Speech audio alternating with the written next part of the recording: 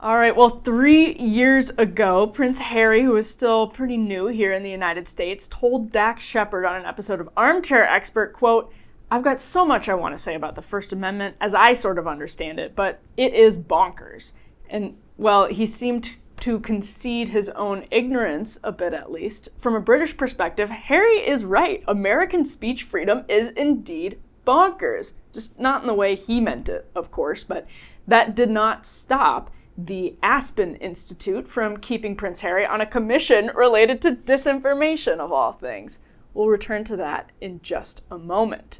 These differences between the UK and the US, though, are critically important right now, as Keir Starmer's government seeks to crack down on, quote, disinformation in the wake of the Southport unrest, which, by the way, actually probably was partially caused by some disinformation. It's shockingly easy to imagine what could happen here.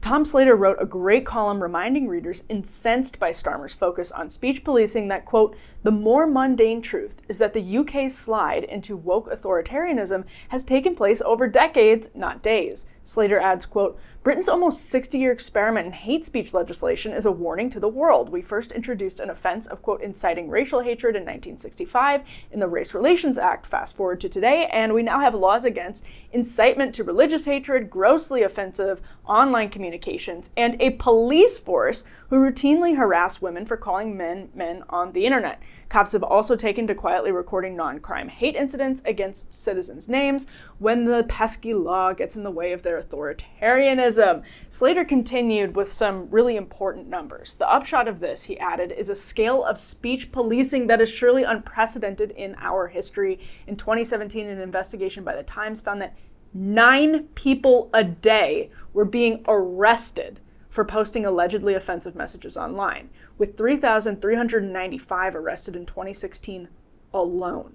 Even then, that investigation was limited to one piece of legislation, the Communications Act, and the real number is almost certainly higher, not least because many police forces didn't respond to the survey. Greg Lukianoff, president of America's estimable Foundation for Individual Rights and Expression, argues that on the basis of those partial numbers alone, get this, Britain is comfortably locking up more people today for speech crimes than America did during the first Red Scare.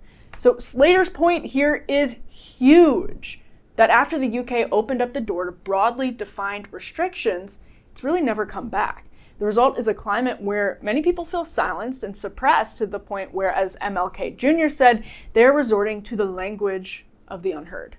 Freedom of speech actually helps protect us from civil unrest.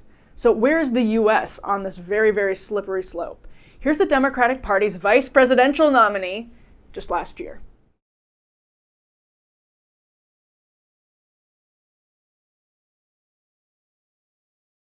Back in 2019, when Kamala Harris was running for the Democratic Party nomination, she pledged to, quote, hold social media platforms accountable for the hate infiltrating their platforms because they have a responsibility to help fight back against this threat to our democracy.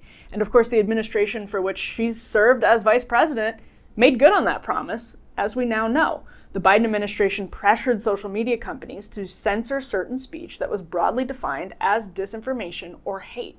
This was wrong, and it was dangerous because it could set precedents that lead to more unrest. And it's likely we'd see more of this from a Harris-Walz administration under the sway of younger voters who are increasingly convinced our concept of free speech, as Prince Harry would say, is, quote, bonkers. Republicans, by the way, only happen to be solid on this question right now because they've been subject to most of the recent censorship efforts. But many, not all, many, failed to apply their very same standards of free expression when campus Gaza protests were on the table. So everyone deserves to get these questions on the campaign trail. But it's barely even a topic of concern for the media, which is arguably affected more than any other profession. And this is nothing new, of course. Remember the Aspen Institute we mentioned earlier, where Prince Harry is on a disinformation commission? You may recall them from the Twitter files. Michael Schellenberger reported years ago now that the Aspen Institute hosted a tabletop exercise in 2020 for social media heads and journalists. It weirdly involved wargaming, quote, an 11-day scenario in October 2020 that began with the imaginary release of falsified records related to Hunter Biden's controversial employment by the Ukrainian energy company Burisma. When the laptop leaked, just weeks later, of course, journalists and tech leaders suppressed the New York Post's reporting like clockwork. Guess who happens to be a graduate of an Aspen Institute program and a recent speaker for the group? Kamala Harris. Tim Walz has spoken to them, as has J.D. Vance, although it's probably unlikely they'd invite him back now. Trump aides like Mike Pompeo have spoken to the Aspen Institute too.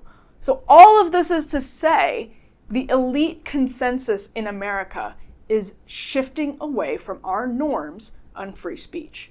And concerning levels of opposition among louder, young voices could be just the permission that our leaders need to keep using these tools at their disposal. The fact that we're barely asking Harris and Walz to answer for their chilling remarks in the past speaks volumes about media's tolerance and even support for these anti-speech positions. Social media has basically given elites the ability to duct tape the mouths of every crank at every bar, since so many of our conversations now occur online rather than in real life. The power of these tools is way too tempting for them to ignore, but nothing can stop the spread of disinformation. It has always been with us, and it always will be with us, and in healthy societies, that's just fine. We can deal with it. Well, if you enjoyed watching this clip, make sure to subscribe, turn those notifications on YouTube, leave us a review wherever you get your podcasts. We're here every week, twice a week, with fresh clips coming out just about every day. We appreciate it so much. Make sure to subscribe.